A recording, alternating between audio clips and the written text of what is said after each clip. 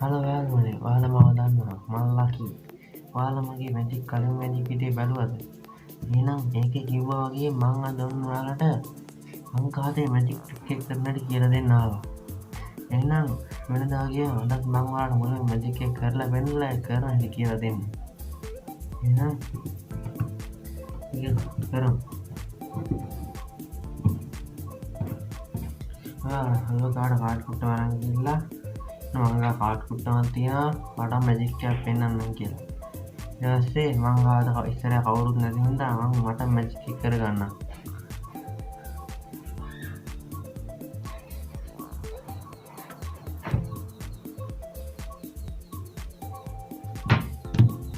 හරි.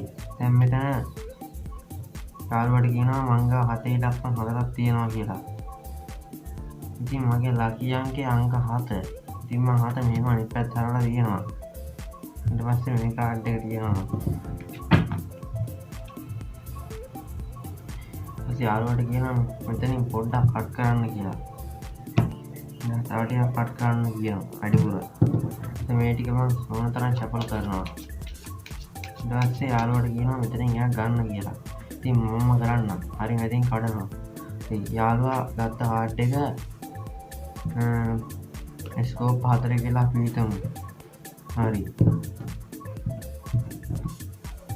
ඊට පස්සේ දැන් මගේ ලකි කාඩ් එක මෙතන තියෙනවා. තාම මේක අනිත් පැත්ත හැරිලා තියෙනවා. හරි. මම මේ කාඩ් එක උට්ට ගන්නවා දැන්. හරි මම දැන් මේ කාඩ් එක අනිත් පැත්ත හැරුවා.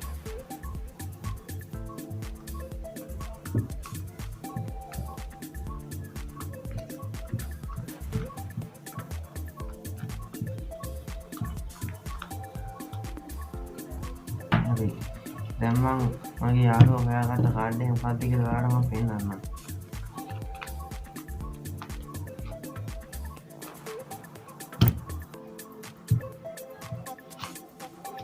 හරි. මෙන්න ස්කෝප් 4. මේ කාඩ් එක මම හොයාගත්තා. දැන් ඔයාලට මැජික් එක කරන්න හැටි කියලා දෙන්න. මුලින්ම කාඩ් පැක් එක අරගන්න. ඊට පස්සේ ඒ කාඩ් පැක් එකෙන් කාඩ් 20ක් ගණන් කරන්න. 1 2 3 4 5 6 7 8 9 10 11 12 13 14 15 16 17 18 19 20. හරි. ඒ 20 ගණන් කරනකොට යනකොට ඔයාලට එක හතේ ඉලක්කමක්වත් හම්බෙන්න බෑ. ඉතින් මේ හතේ ඉලක්කමක් හම්බුනොත් ඒක හොයාගන්න. අර පැත්තකින් තියන්න.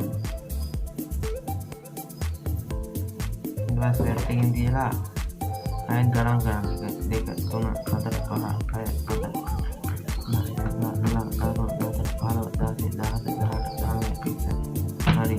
මට එක හතේ ඉලක්කමක් හම්බුන්නේ. ඉතින් මම මේ හතේ කාඩ් එක ගන්නවා.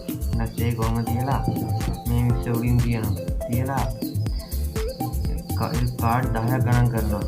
1 2 3 4 5 6 7 8 9 10. හරි. 10 වෙනි කාඩ් එක ස්කෝප් එකේ උපායක මතක තියාගන්න ඕනේ. ඊට පස්සේ කාඩ් 10ක් ගණන් කරනවා. 1 2 3 4 5 6 7 8 9 10. හරි. ඒක ඩයමන්ඩ් 2. එහෙනම් මම යාළුවා ගාවට යනවා.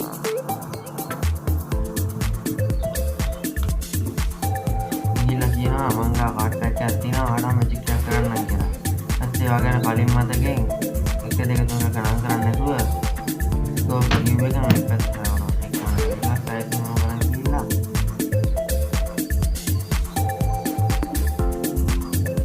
ඊළඟ මතකෙන් ඩයමන්ඩ් එකෙන් අනිත් පැත්ත හරවනවා. ඊට පස්සේ ඔයාලා කියනවා මං ගා හතේ කාඩ් 4ක් තියෙනවා. ඉතින් මගේ ලකියක් ගියාම හතේ මම මේ හතේ කාඩ් එක ගන්නවා කියලා. ඊට පස්සේ අනිත් පැත්ත හරවලා කියලා මේ කොට අනිත් පැත්ත හරවනවා තියනවා.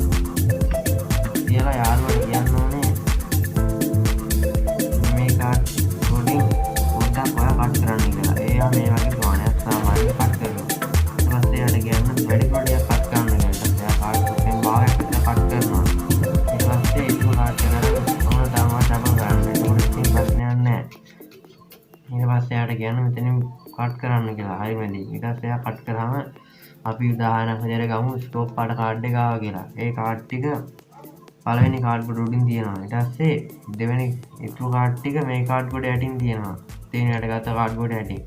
ඒ කාඩ් ටික පළවෙනි කාඩ් කොට උඩින් තියෙනවා. තියලා ඔයා අංක 7 කාඩ් එක ගෙනකම් අනිත් පැත්ත අරපු කාඩ් එක හොයා ගන්න ඕනේ. හරි. ඊට පස්සේ ඒක උඩින් තියෙන කාඩ් ටික මෙහෙම වෙනම ගන්නවා. ඊට පස්සේ අර ටික අරගෙන අර ටික උඩින් ඔහොම තියෙනවා. හරි මේ කාඩ් එක අනිත් පැත්ත හරවලා ඊට ඔයා ඉල 7ක් ගණන් ගන්න කාඩ් 1 2 3 4 5 6 7 ඊට 7 වෙනි කාඩ් එක කොහොම දානවා. ආයෙත් අංක 7ක් ගණන් කරනවා 1 2 3 4 5 6 7 7 වෙනි කාඩ් තා පාරක් ගණන් කරනවා 1 2 3 4 5 6 7 හරි. ඊට මේ කාඩ් එක පැත්තකින් තියෙනවා. කියලා ඔයා මේක 7 ගණන් කරන්න ඕනේ. 2 3 4 5 6 7 ඒ කාඩ් එක කොහොම තියලා නැදලා ඔයා මෙහෙම කරන්න. ඊට පස්සේ මේ කාඩ් එක අනිත් පැත්ත හරවන්න. අන්න ස්කෝප් පාට. හරි. මේ කාඩ් එක හරිනේ. එහෙනම් යාළුවනේ ඔයාලට අලුත් කාඩ් ක්ලික්කින් මාව හම්බෙන්න පුළුවන්. දැන් යාළුවනේ වීඩියෝ ගොඩක් වෙලා මම කරන්නේ ඔයාලගේ ඩේටා මාස් වෙන හින්දා. එහෙනම් මම අලුත් වීඩියෝ එකක් නම හැම්බුම් මල්ලාකි. බලන්න සුබ දවසක්.